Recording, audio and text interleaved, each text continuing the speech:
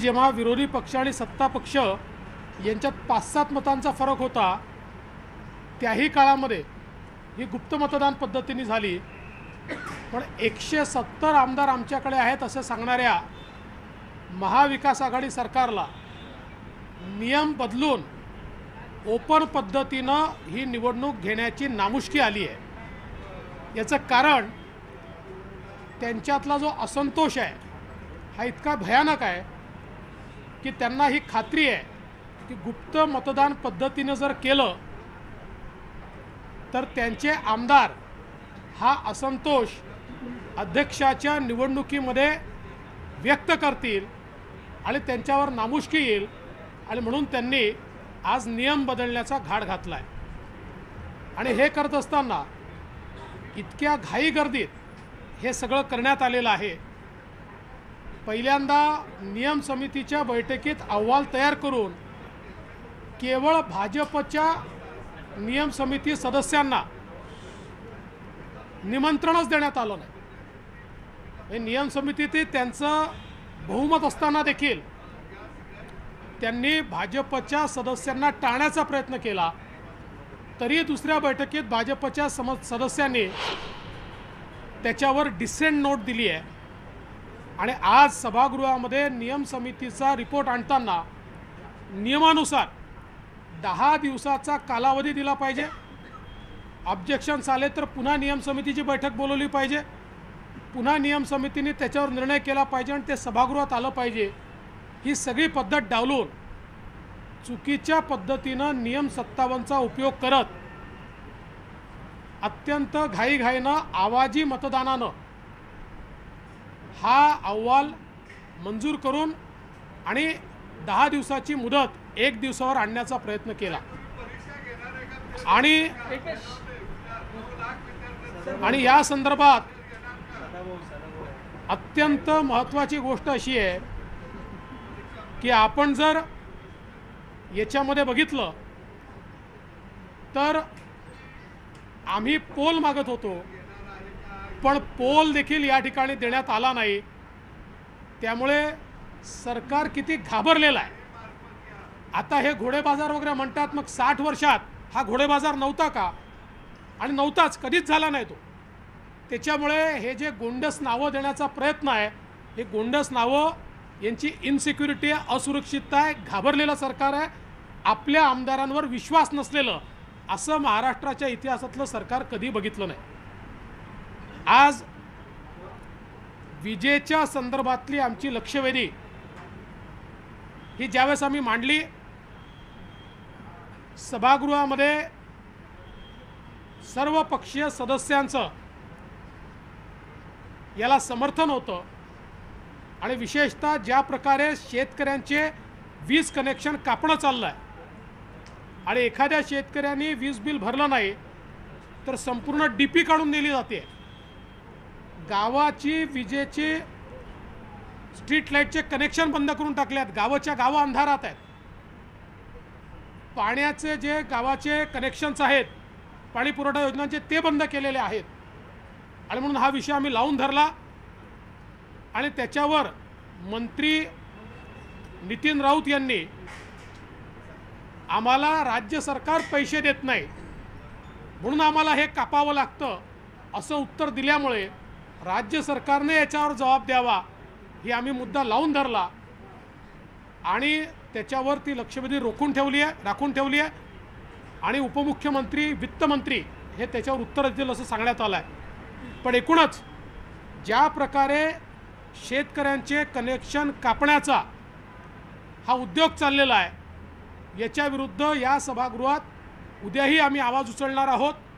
आणि आमच्या चर्चेच्या माध्यमातून कशा प्रकारे सरकार दिशाभूल करत आहे, सरकार जे सांगतं की थकबाकी वाढली ते व्याजावर व्याज लावून सांगितलं जात आहे।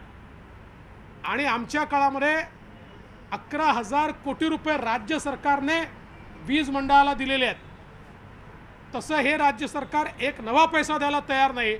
आणि सावकारासारखी सगळी वसुली शेतकऱ्यांकडनं आम्ही करू आणि गरिबांकडनं आम्ही करू, अशा प्रकारचं जे सावकारी काम या ठिकाणी चाललेलं आहे त्याचा विरोध हा या सभागृहात आम्ही यापुढे देखील करत राहणार आहोत। आज महाराष्ट्रातल्या शेतकऱ्यांच्या आणि वेगवेगळ्या चक्रीवादळामध्ये जे लोक ग्रसित झाले यांचा मुद्दा आम्ही लावून धरला होता आणि याच्यावर सरकार पूर्णपणे उघडं पडलं आहे। 11,500 कोटीचं पॅकेज किती फसवा आहे हे आता त्यांनी स्वतः मान्य केलं आहे की त्यातले 1,500 कोटी शेतकऱ्यांकरता होते आणि इतर पैसे इतर कामांकरता होते। त्याच्या आधीचं 10,000 कोटीचं पॅकेज देखील तसंच फसवं होतं। 25,000 आणि 50,000 रुपयाची घोषणा बांधावर जाऊन करणाऱ्या मुख्यमंत्र्यांच्या कार्यकाळामध्ये आता शेतकऱ्यांना किती पैसा मिळाला मी त्याची यादीच या ठिकाणी वाचून दाखवली की विदर्भातल्या 6 जिल्ह्यांना पूर परिस्थितीमध्ये 10 कोटी रुपये, रत्नागिरी जिल्हा पूर्ण जिल्ह्याला मिळाले मार्च एप्रिल मे 2021, मदतीचा GR निघतो ऑक्टोबरमध्ये आणि राजा उदार झाला आणि हाती भोपळा दिला अशी परिस्थिती। रत्नागिरी जिल्हा 5 लाख, सिंधुदुर्ग जिल्हा 24 लाख, परभणी जिल्हा 25 लाख, हिंगोली जिल्हा 14 लाख, नांदेड 20 लाख, उस्मानाबाद 1,74,000, यवतमाळ 10 लाख, नागपूर 23 लाख, वर्धा 29 लाख, गोंदिया 26 लाख, चंद्रपूर 35 लाख।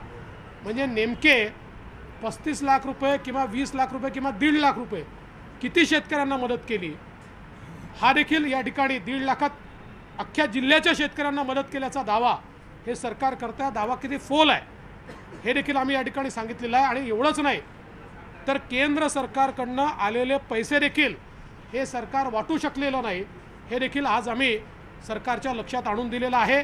आणि याही संदर्भात आमचं मत स्पष्ट आहे की शेतकऱ्यांचे पंचनामे न करता त्यांना टाळून आणि या ठिकाणी त्यांना नुकसान भरपाई देण्यात आलेली नाही म्हणून मोठा आक्रोश आहे।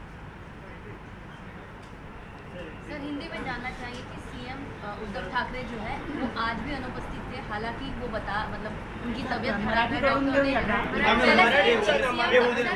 मुख्यमंत्री उपस्थित नव्हते, मुख्यमंत्र्यांची तब्येत ठीक नाही अशा देखील चर्चा आहे। भाजपने यावर आक्षेप घेतला। देखिए बघा, माननीय मुख्यमंत्र्यांची तब्येत खराब असेल आणि ते जर इथे येत नसतील तर याच्यावर आक्षेप घेण्याचं कारण नाही। कुणाचीही तब्येत खराब असू शकते आणि म्हणून त्या संदर्भात आक्षेप आम्ही कधी घेणार नाही। त्यांची तब्येत ठीक असेल तर त्यांनी जरूर यावं, नसेल तर ते आले नाहीत तरी आम्ही अधिवेशन पार पाडू। देखिए, मुख्यमंत्री जी की अगर तबीयत ख़राब है और वो यहाँ नहीं आते हैं तो उसके ऊपर हमारा कोई आक्षेप नहीं है। उनकी तबीयत ठीक होगी तो उन्होंने यहाँ आना ही चाहिए, अगर नहीं होगी तो नहीं आएंगे तो भी हम आक्षेप नहीं लेंगे। केवल हमारा कहना इतना ही कि काम रुकना नहीं चाहिए और इसलिए अगर वो नहीं आ सकते, कुछ जिम्मेदारियां हैं तो उस जिम्मेदारियों का उन्होंने बंटवारा करना चाहिए। असं आहे की CM साहेबांनी जर ते इथे येणार नसतील तर त्यांच्याकडे ज्या जबाबदाऱ्या आहेत त्या जबाबदाऱ्या कोणाला तरी दिल्या पाहिजेत। आणि आपल्या माहिती करता सांगतो की अधिवेशनाच्या काळात अशा प्रकारच्या जबाबदाऱ्या देता येतात। अनेक वेळा मी ज्यावेळेस मुख्यमंत्री होतो आणि एखादे मंत्री गैरहजर असायचे किंवा तब्येत खराब असायची त्यावेळेस तेवढ्या अधिवेशनापुरतं ती जबाबदारी दुसऱ्या मंत्र्याकडे आम्ही द्यायचो। आज पुन्हा एका आमदारांनी आक्षेपार्ह वर्तन केलं सभागृहामध्ये आणि त्याच्यावर बराच वादंग झाला। काय आपली प्रतिक्रिया आणि त्या प्रकरणात नेमकं पुढे काय झालं? खरं म्हणजे या सभागृहाचा दुरुपयोग या ठिकाणी करण्यात आला। सदस्य सन्माननीय भास्करराव जाधव यांचं जे वर्तन होतं हे आक्षेपार्हही होतं आणि लज्जास्पदही होतं। पहिल्यांदा तर जे पंतप्रधान बोललेच नाहीत ते त्यांच्या तोंडी टाकण्याचा प्रयत्न त्यांनी केला आणि मी त्या ठिकाणी दाव्याने आजही सांगतो की अशा प्रकारचा एकही व्हिडिओ ते बोलल्याचा, ते पंतप्रधान असल्याच्या आधीचा देखील कोणी देऊ शकलेलं नाही। पण यात सगळ्यात वाईट गोष्ट अशी होती की ज्या प्रकारे अंगविक्षेप करून त्यांनी पंतप्रधानांची नक्कल करण्याचा प्रयत्न केला हे अतिशय आक्षेपार्ह होतं आणि म्हणून आम्ही त्याच्यावर आग्रह केला की सदस्यांनी माफी मागितली पाहिजे। संपूर्ण सभागृहाचं ते मत होतं, ज्येष्ठ मंत्र्यांचं ते मत होतं, तरी देखील बराच वेळ त्यांनी त्या ठिकाणी माझं म्हणणंच कसं खरं आहे अशा प्रकारे मांडण्याचा प्रयत्न केला, मात्र शेवटी सभागृहाच्या दबावाखाली त्यांना माफी मागावी लागली. माझी अपेक्षा आहे कोणीही स्वतःला सभागृहापेक्षा मोठं समजू नये. त्यामुळे माझी अपेक्षा आहे की अशा प्रकारे हे जे वर्तन आहे या वर्तनाचा आम्ही निषेध करतो आणि अशा प्रकारचं वर्तन हे सहन केलं जाणार नाही. अशा पद्धतीने आरोप केला गेला असं भास्कर जाधवांचं म्हणणं आहे. 12 आमदारांचं त्यांनी ते निलंबन केलं होतं, त्याचा राग भाजपच्या मनात अजूनही आहे. प्रश्न असा आहे की तुम्ही जर आमच्या नेत्यांचे अंगविक्षेप कराल आणि आम्ही तुमचं स्वागत करू, सत्कार करू असं जर भास्कररावांना वाटत असेल तर हे शक्य नाही आहे. आणि मी तर सभागृहात म्हटलं त्यांच्याच नाही, कुठल्याही पक्षाच्या नेत्याची कोणी इथे नक्कल केली तर आम्ही तशाच प्रकारचा त्या ठिकाणी आमची भूमिका असेल. मला आश्चर्य या गोष्टीचं वाटतं आहे की अजूनही त्या गोष्टीचं समर्थन भास्करराव जाधव करतायत, हे त्याहीपेक्षा वाईट आहे. सर, जे मुळात जे सदस्य सभागृहाचे नाही आहेत त्यांचा उल्लेख सभागृहामध्ये केला जात नाही, आपल्या सत्ताधारी आमदारांकडून जाणीवपूर्वक त्यांचा उल्लेख करून मूळ मुद्द्यांना बदल देण्याचा प्रयत्न केला जातोय का?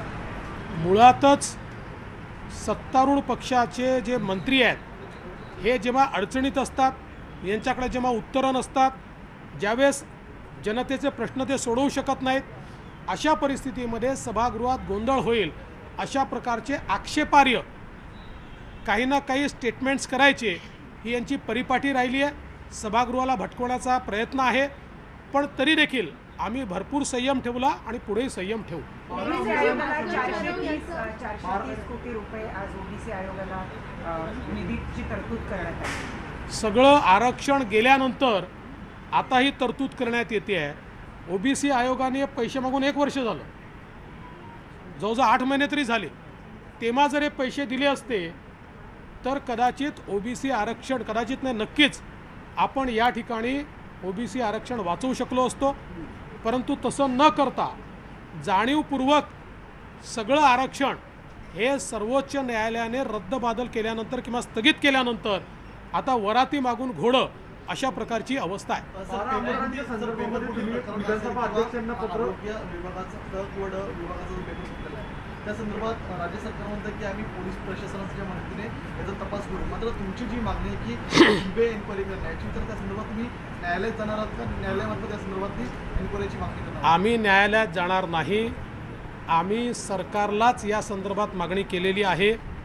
आमचं स्पष्ट मत आहे की या संपूर्ण घटना ज्या आहेत याचे धागेदोरे मंत्रालयापर्यंत पोचले आहेत आणि जर याच्यामध्ये उच्च पदस्थ लोक असतील तर पोलीस त्याची इन्क्वायरी कशी करू शकते. आणि म्हणून कारण आपण बघा 3 महिन्यामध्ये ब्लॅकलिस्टमधनं कंपनीला तुम्ही बाहेर काढता, ब्लॅकलिस्टेड कंपनीला काम देता, ज्या कंपनीला तुम्ही रिजेक्ट केला आहे त्या कंपनीला एम्पॅनल करता आणि सगळी कामं तुम्ही त्यांना देता. या सगळ्या गोष्टी का झाल्या, कोणाच्या दबावात झाल्या, त्या कोणी मागून घेतल्या, असे सगळे प्रश्न आहेत. या प्रश्नाची उत्तरं ही तपासात मिळू शकतात, पण तपासावर जर दबाव असला तर ती उत्तरं कशी मिळतील. आणि म्हणून आम्ही ही मागणी केली आहे. महाराष्ट्र पोलिसांनी उत्तम तपास केला आणि ते जर मंत्रालयाच्या धाग्यादोऱ्यांपर्यंत पोचले तर आम्ही त्यांचंही स्वागत करू. देवेंद्रजी, भास्कर जाधव यांचं असं देखील म्हणणं आहे की फडणवीस जे आहेत ते आजकाल खूप चिडचिडे झाले आहेत, त्यांचे स्पोर्टिंगली काहीच घेत नाही आहे. नाही, मला एक गोष्ट या ठिकाणी समजत नाही की पंतप्रधानांची नक्कल त्यांनी करायची आणि आम्ही ती स्पोर्टिंगली घ्यायची. मग उद्या आम्ही त्यांच्या नेत्यांची नक्कल करतो आणि त्यांनी ती स्पोर्टिंगली घ्यावी. स्पोर्टिंगली घेण्याचा प्रश्न नाही. मला असं वाटतं की अलीकडच्या काळात भास्कर जाधवांचं जे वर्तन मी बघतो आहे, खाली बसून बोलायचं, प्रत्येक विषयात कुठलाही विरोधी पक्षाचा सदस्य बोलत असला की त्याच्यावर टिप्पणी करायची, प्रत्येक विषयामध्ये सगळे नियम असतील हुशार, कदाचित नियमाच्या पुस्तकाचे ते पंडित असतील, मला माहीत नाही, पण जणू काही सगळे नियम त्यांनाच माहिती आहेत आणि इतर आम्ही सगळे लोक जे 20-22 वर्षापासून या सभागृहात आहोत आम्हाला काहीच माहीत नाही. अशा प्रकारे त्यांचं जे वर्तन आहे ते माझे मित्र आहेत, जुने मित्र आहेत, आम्ही सोबत काम केलेलं आहे, म्हणून मी त्यांना सल्ला देतो. मी चिडचिड करत असेल तर मी नक्की ती कमी करेन, पण मी करत नाही चिडचिड. पण ते ज्या प्रकारे वागतायत ते त्यांनी सुधारवलं पाहिजे. असं वागणं योग्य नाही आहे, बरं नवं. सगळे धागे जे आहेत ते नागपूरकडे जातात आणि तुमच्या कार्यालयामध्ये असलेल्या एका व्यक्तीचा उल्लेख करत त्यांनी हा आरोप केलेला आहे। त्याचं काल केशव उपाध्यायांनी त्या संदर्भातली सगळी माहिती दिली आहे। मी कालच सांगितलं, प्रसिद्धीकरता अशा प्रकारचे स्टेटमेंट केले आणि मी त्याला उत्तर दिलं की त्यांना अधिक प्रसिद्धी मिळते, त्यामुळे केशव उपाध्यायाने त्याचं उत्तर दिलं आहे। माध्यमांनाही माझं अतिशय नम्रपणे सांगणं आहे, तुम्ही बघा ना फॅक्ट, कधी निघालेले GR आहेत, तुम्ही का ट्रॅपमध्ये येता? तुम्ही का प्रतिप्रश्न विचारत नाही की GR कधी निघाला सांगा? सगळे GR तर तुमच्या समोर आहेत ना, कोणाच्या काळात निघालेले GR आहेत। त्यामुळे मला असं वाटतं त्यांनी काहीतरी म्हटलं की तुम्ही प्रश्न विचारत फिरायचं आणि मग त्याला प्रसिद्धी द्यायची, आणि म्हणून याचं उत्तर काल केशव उपाध्यायांनी GRच्या तारखेसहित दिलं आहे।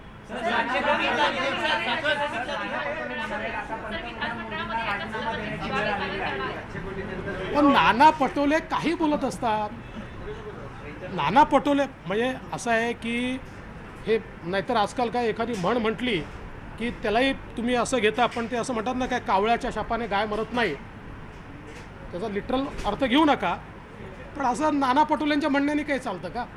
देशातल्या 20 कोटी लोकांनी 303 जागा देऊन मोदीजींना त्या पदावर बसवलं आहे, आणि नाना पटोलेंच्या काँग्रेस पक्षाला विरोधी पक्षनेता मिळेल एवढ्याही जागा मिळालेल्या नाहीत। त्यामुळे आधी त्यांनी त्यांचं आत्मचिंतन करावं आणि मग आमच्या नेत्यांवर बोलावं।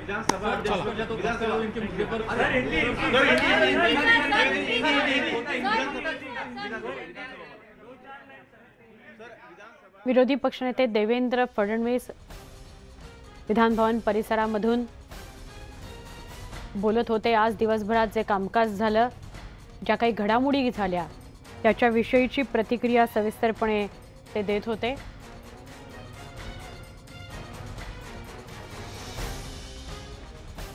बातमी आता बघणार आहोत ST संदर्भातली। ST कर्मचाऱ्यांच्या हायकोर्टातील सुनावणी संदर्भातली ही बातमी आहे। हायकोर्टातील ST कर्मचाऱ्यांच्या संपाबाबतची सुनावणी पुढे ढकलण्यात आलेली आहे। 5 जानेवारीपर्यंत ही सुनावणी पुढे ढकलली गेली आहे। हायकोर्टात त्रिसदस्यीय समितीचा अहवाल सादर करण्यात आला। ST कर्मचाऱ्यांचे वकील गुणरत्न सदावर्ते आणि ST महामंडळाचे वकील गोपाल कृष्ण हेगडे यांच्यात जोरदार युक्तिवाद झाला। सदावर्ते यांनी STच्या विलिनीकरणाचा मुद्दा ज्याच्यावर कोर्टात युक्तिवाद केला, तर सरकारी वकिलांनी त्याला विरोध केला। ST कर्मचाऱ्यांचा संप अवैधरित्या सुरू असल्याचं सरकारी वकिलांनी कोर्टाला सांगितलं। कोर्टाकडून प्रतिज्ञापत्र सादर करण्याचे महामंडळाला आदेश दिले गेलेले आहेत। तसंच सुट्टीकालीन न्यायालयात सुनावणी घेण्याची मुभा देण्यात आलेली आहे। मात्र अद्यापही ST संपावर तोडगा निघालेला नाही, त्यामुळे पुढील वर्षी सुनावणी होणार असल्याने आणखी STचा संप सुरूच राहणार असल्याचं स्पष्ट झालंय।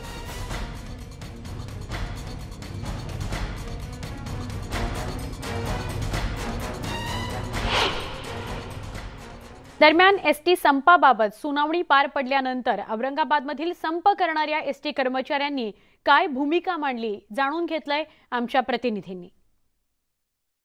ST कर्मचाऱ्यांच्या विलिनीकरणाच्या मागण्यावर कोर्टामध्ये आज विशेष काही हाती आलं नाही। मात्र येत्या 5 तारखेला आता सुनावणी ठेवण्यात आलेली आहे आणि कोर्टामध्ये काय चालू याकडे लक्ष ठेवून संबंध राज्यातील कर्मचारी होते।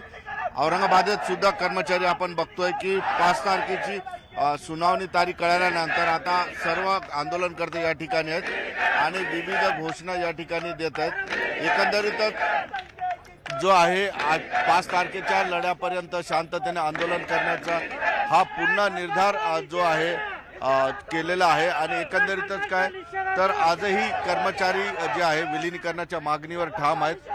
आपण काही कर्मचाऱ्यांशी बोलण्याची भूमिका घेऊया। बनकर साहेब काय म्हणाल आजच्या एकंदरीत घडामोडीवर तुमचं काय म्हणणं? आज जे माननीय उच्च न्यायालयानं जी आम्हाला पुढील तारीख दिलेली 5 जानेवारी 2022 आम्ही माननीय न्यायालयानं दिलेल्या निर्णयाचा आज आभार व्यक्त करतो आणि आम्ही आमच्या या दुखवट्यामध्ये जोपर्यंत ST महामंडळाचं राज्य शासनात विलिनीकरण होणार नाही तोपर्यंत आम्ही आमच्या भूमिकेवर ठाम आहोत।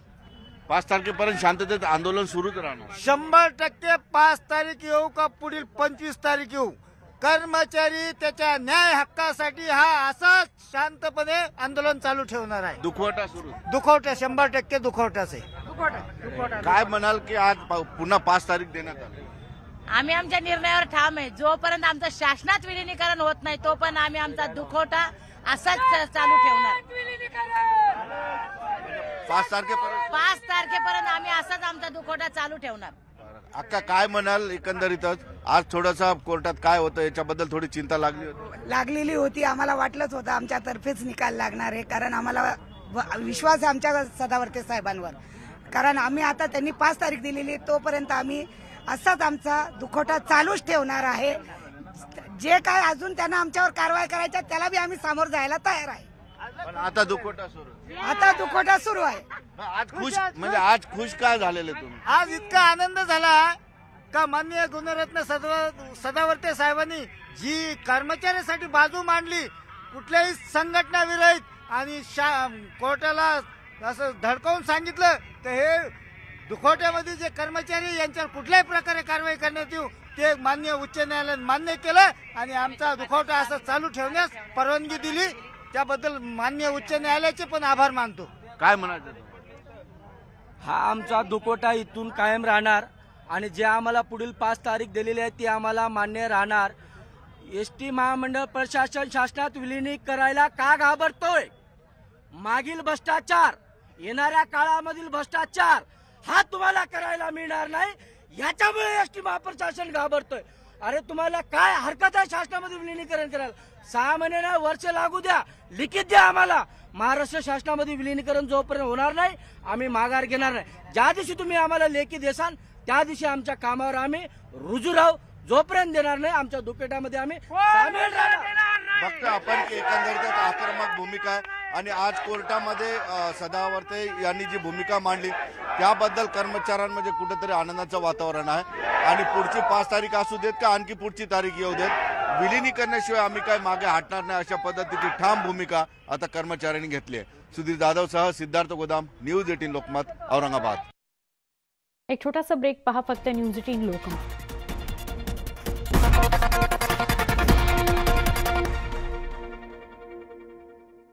दिवसभराच्या बातम्यांमध्ये पुन्हा स्वागत.